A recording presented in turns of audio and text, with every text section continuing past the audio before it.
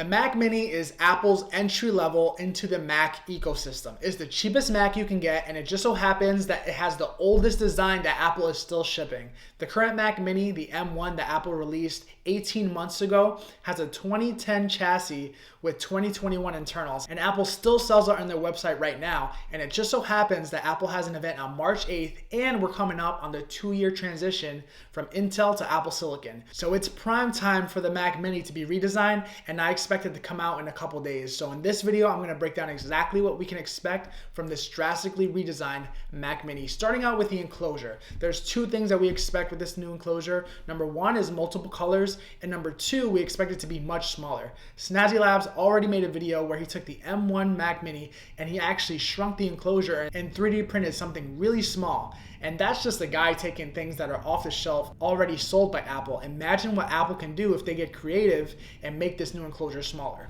Why can Apple get away with this? It's because this new Mac Mini is expected to have the M2 silicon. And the reason we know M2 silicon can make the Mac Mini smaller is because when you look at M1, it is powerful, but it's more so focused on power efficiency. You look at the M1 Pro and the M1 Max from 2021 and the MacBook Pros, those are more focused for performance, and those are expected to ship with the new 27-inch iMac.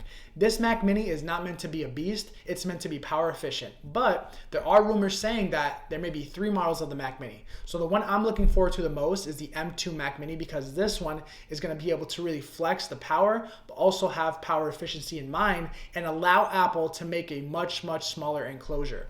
When it comes to the M1 Pro and the M1 Max Mac Minis, I don't expect Apple to actually go this route, but if we indulge that conversation, this is something that Apple could do. When you look at the enclosure of the Mac Mini, it's much bigger than the MacBook Pros, and if they decide to put an M1 Pro and an M1 Max in the Mac Mini, the performance is going to be much better than in the MacBook Pros because there's more space for cooling, there's more space for the internals, and they can actually maximize the performance of this device. And when you look at the March 8th event invites, peak performance, that may be foreshadowing what Apple is trying to do with this new Mac Mini. Now, aside from the new colors and the smaller enclosure, we're expecting this Mac Mini to be able to connect to at least 4 different monitors at a time. In the past, if you bought the Mac Mini, you were kind of tethered to one display, and it was kind of that entry level into the Mac ecosystem. You didn't get everything, but you got enough to get the job done. With this new Mac Mini, it's going to open the doors and allow you to do much more with a drastically smaller package. Now, in terms of price, Apple is most likely going to keep around the entry-level M1 Mac Mini at $500,